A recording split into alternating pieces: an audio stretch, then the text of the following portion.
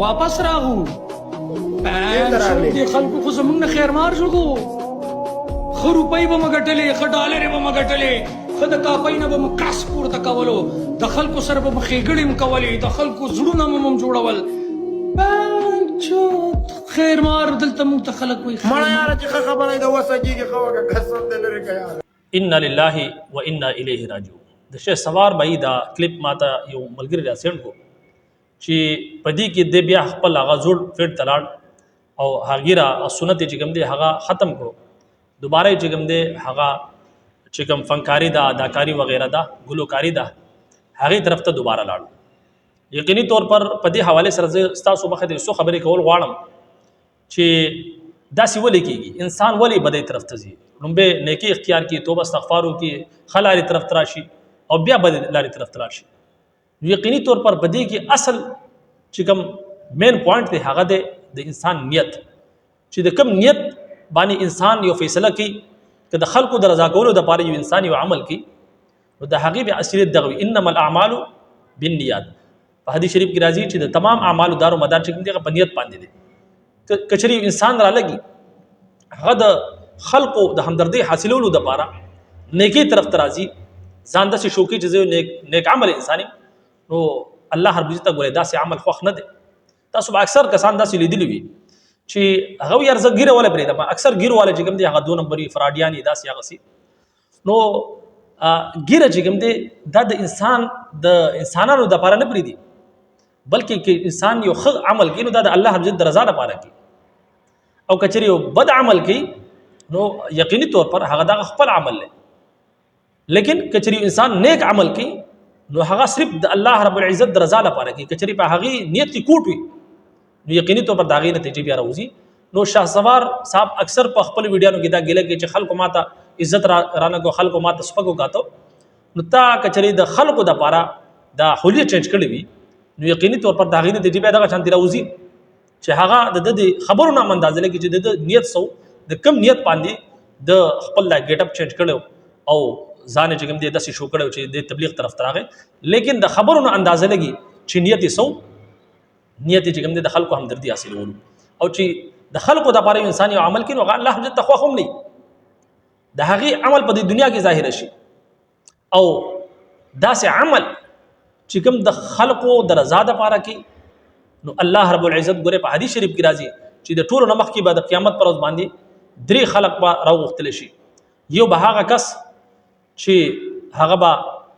علم حاصل کړی یعنی عالم به وي د هغه نه به تپوس وکړي الله رب العزت چې تعالی ما علم در کړی تا خپل په علم باندې څومره عمل کړی نو هغه به وایي چې ای الله تا ما علم را کړی او هغه علم ما خور کړی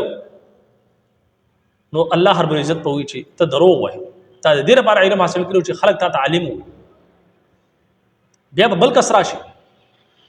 بل کس پر راوغواړي هغه به مجاهد نو الله رب العزت د تپوس وکړي چې تعالی ما زندگی در کړو هغه تا پسې کې درګه هغه چې ما ای الله ما ستا په لاره کې جهاد کړی نو الله رب العزت په فرمایي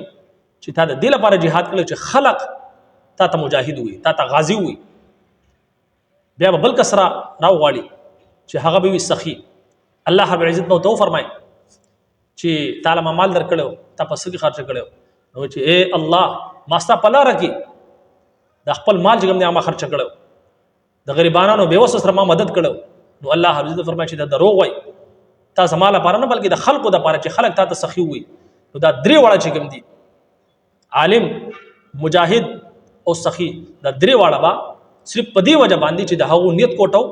د خلکو د رضا لپاره د خلکو د ریا دپاره چې خلک موږ ته مجاهد وي عالم وي سخي وي نو الله حضرت فرمایي چې داسې اعمال ماته ضرورت نشته داسې کسان به حدیث شریف کې راځي چې جهنم ته ورتاو کړلی شي. نو الله رب العزت ګوره داسې عمل خوښ نه دی موږ کوم یو عمل کوو صرف د الله رب العزت د رضا لپاره کوو او الله رب العزت صرف هغه عمل خوښ دی. په حدیث شریف کې راځي چې دې ته شرک اصغر ویلی شوي دي یعنی د الله رب العزت سره شریک ډېراول. په حدیث شریف کې راځي چې د شرک اصغر نه ځان بچ کړئ. صحابه ورز کوي شرک اصغر څه شی دی رسول الله صلی الله علیه وسلم فرمایي چې رای دګلای یعنی کم کار تاسو رای دګلای لپاره وګئ چې خلک تاسو ته وایي چې یار د نیک عمل دی دا نیک عمل کو دا شرک کو دا شرک اصغر دی دا د الله جل سره شریک دی راول چې کوم عمل کوم موږ د الله رب عزت رضا لپاره کوو. د مخکې خو ډیر شي مثالونه موجود دي د دې فلمي انډستری نه ډیر خلک راغلي. جنید جمشید ساسو مخې درې چې هغه بیا د الله رب عزت په لار کې کوم شهید شو 50 هغه باندې څنګه حالت تیر شي د دې حد پورې هغه وي چې ما باندې مېس کې داسې حالت راغلی چې زما سره په جیب کې خرچه نه و، زما مور را جوړه شو د هغې پیسې مسره نه، لیکن استقامت یو بیا په الله رب عزت داسې مهربانه شو چې نن د جنید جمشید رحمت الله علیه په پوره دنیا کې دا هغه چې کوم j.com دی د کپړې چې کوم برانډ ته غټ په پوره دنیا کې دغه دکانونه دي. د هغې نه علاوه د پښتنو په انډستری کې تاسو وګورئ دا چې کوم شهنشاه باچا هغه باندې څنګه حالت راغلی، لیکن د هغې نه باوجود هغه بیا واپس شوی نه دی. هغه چې څنګه توبه کړو د الله رب عزت د رضا لپاره د مخلوق لپاره نه. د هغې نه علاوه چې کوم شاز خان صاحب دی د هغه اکثر کلامون راځي ویډیوګان دی راځي ناتونو، نو هغه هم دغه واقعه ما اورېده چې په هغه باندې داسې مشکل حالت راغلی، لیکن هغه چرې هم خلکو مخې ته نه دی بیان کړی، بلکې چې څه مقصد لپاره هغه توبه کړو خپل ځان خپل رب ته سپارلی، نو الله رب عزت بیا داسې انسان مدد کوي د هر تنګي نه بعد اساني ان مع العسر یسرا. نو یقیني طور پر شاه سوار صاحب وسم د الله رب عزت زمونږ دا امید دی چې الله رب عزت ته هدایت نصیب کی، او یقیني طور پر په حدیث شریف کې راځي چې انما الاعمال بالخواتم، د انسان چې کوم د اعمال دار و مدار هغه په خاتمه باندې دی، یعنی چې کوم حالت کې د انسان خاتمه کیږي دغه شانتي به هغه ټول اعمال چې کوم دي دغه دار و مدار پاګې باندې کیږي. کچري خاتمه صحیح وشي نو د کامیاب دي، او کچري خاتمه خراب وشي په غلط حالت کې وشي په ګناه کې وشي نو د ټول ژوندۍ بیا برباد ده، ټول اعمال یې ضایع شو.